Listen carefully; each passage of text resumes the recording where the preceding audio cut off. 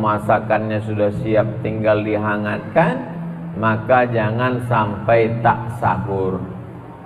Bagi yang tak mau makan, jur'atan minal ma', seteguk air pun jadilah.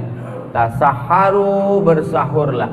Fa inna fis sahuri barakah, karena dalam sahur ada barakah.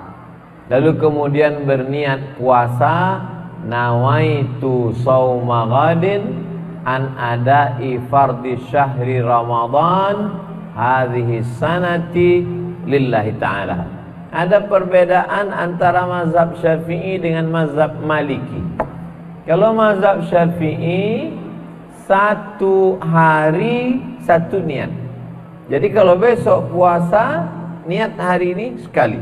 Nawaitu sauma ghadin an adai fardhi syahri Ramadana hadhihi sanati lillahi ta'ala, untuk satu hari.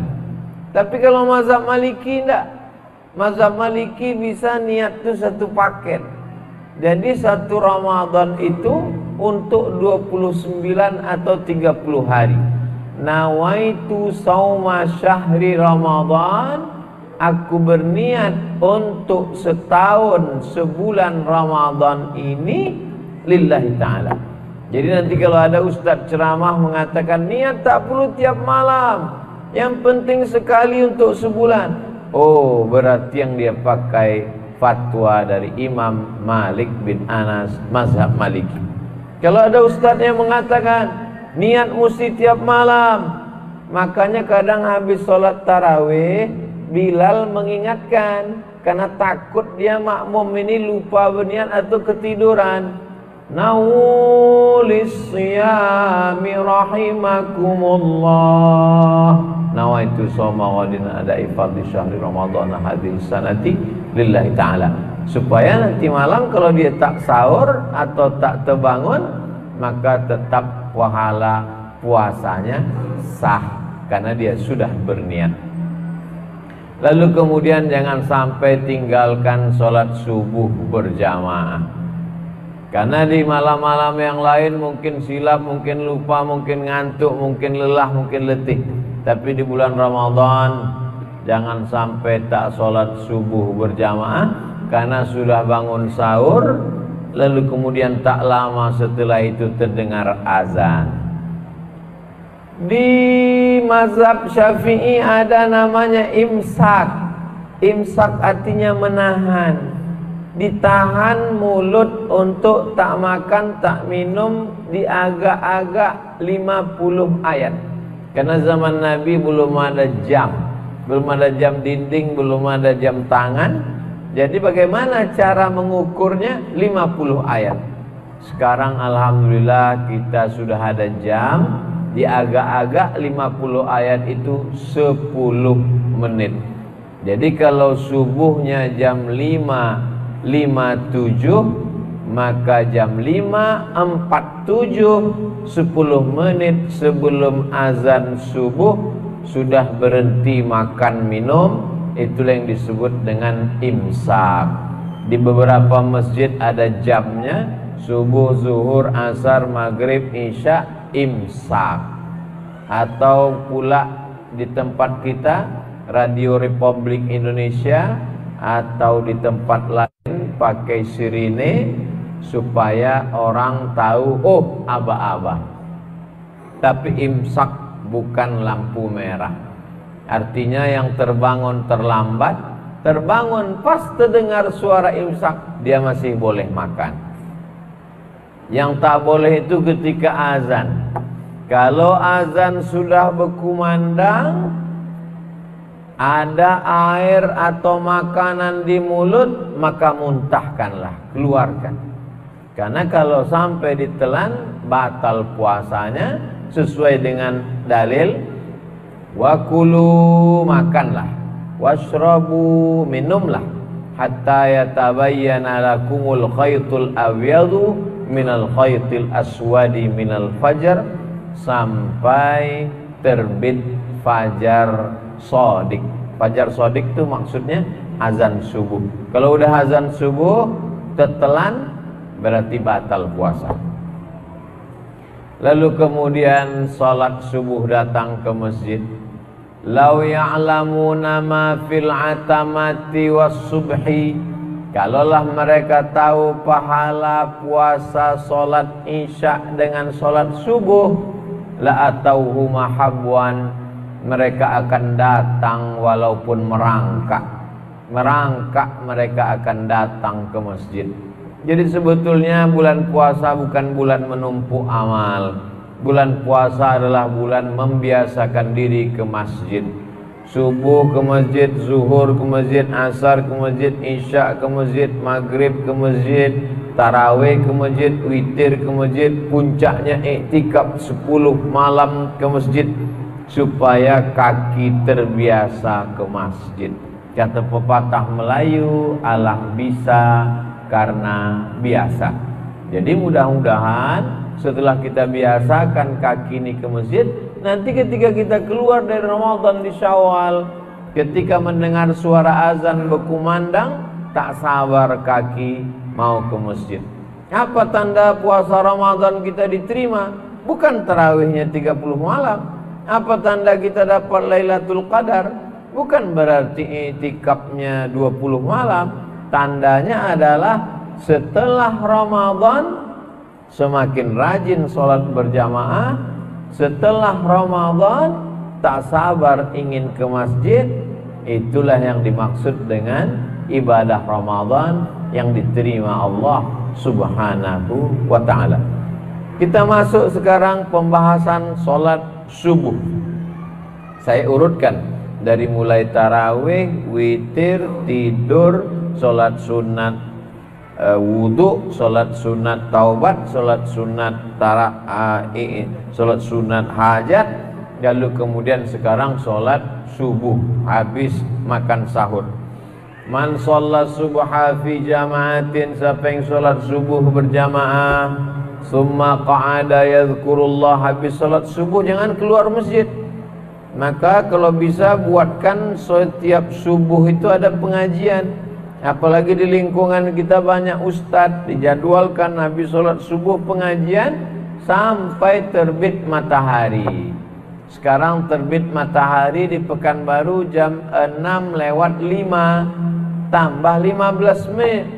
Karena 6:05 itu waktu tanduk setan namanya. Ketika matahari terbit datang setan menghampiri, itulah yang dipakai orang kafir musyrik untuk menyembah Lata, Uzza, Manat, Hubal, Jibti, Taghut, Naham.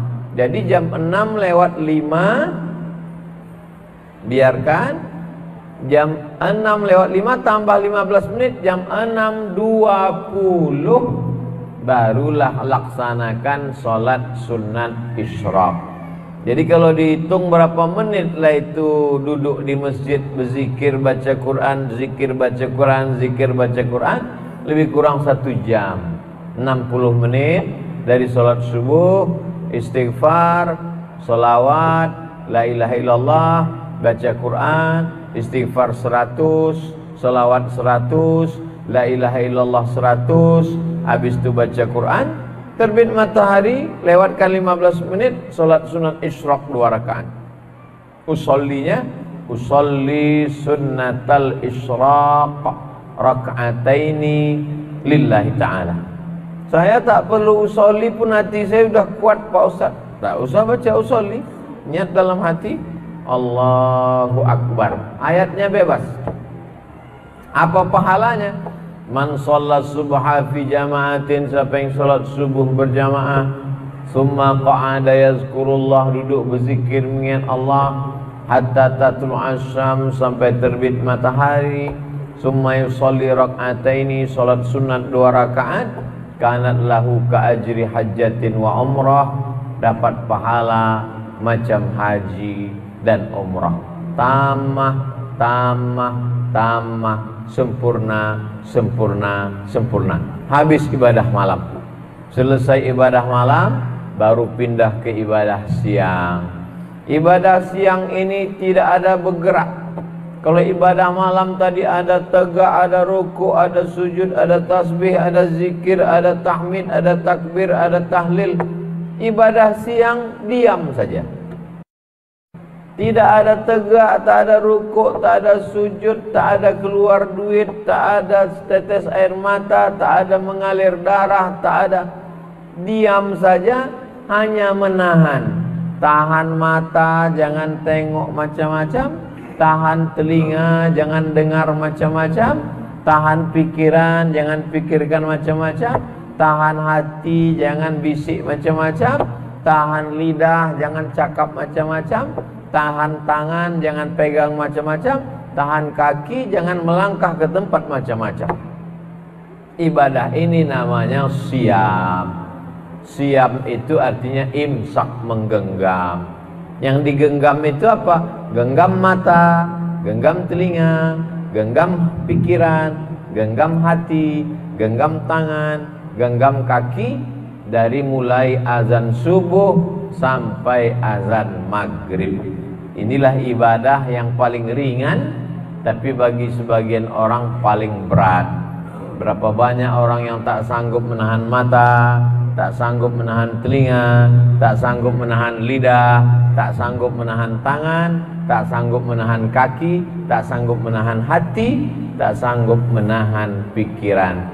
Maka kata Nabi, ibadahnya man soma, siapa yang sanggup menahan waktu siang itu, imanan, pada siang Ramadan, imanan karena iman kepada Allah, wahtisaban, hanya membalaskan meminta balasan dari Allah, ghufir lahu ma taqaddama min dzambi, diampunkan Allah dosa-dosanya yang lalu.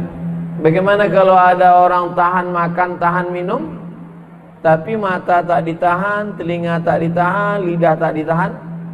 Man lam yada' qaulaz zur, siapa yang tak menahan lidahnya, tak menahan matanya, tak menahan tangannya, tak menahan kakinya, falaisa lillahi hajatun fi ayyada'a ta'amahu wa syarabahu, maka perbuatan dia menahan makan, menahan minum tak ada pahalanya. Kata Nabi Muhammad sallallahu alaihi wasallam, rubba shaimin, betapa banyak orang yang puasa, laisa lahu min shiyamihi, tak dapat apa-apa dari puasanya, illal ju', hanya lapar saja. Illal ju', hanya lapar saja. Maka siang Ramadan, kalau ada orang mengatakan malam itu berat Pak Ustadz, menahan ngantuk, menahan tidur, sholat tarawih, makan banyak, perut kenyang, mengantuk, justru siang paling berat. Karena siang kita menahan mata, menahan yang lain dan lain sebagainya. Tetap sholat zuhur dan asar berjamaah. Lalu kemudian mendekat azan maghrib, waktu afdal berdoa. Jangan sampai, kalau bisa jam 6 menjelang maghrib 6.20, dari mulai jam 6 itu duduk, baca Quran, zikir, selawat, berdoa. Doa yang pertama, karena waktu yang afdal berdoa menjelang berbuka. Duduk, keluarga, duduk berdoa.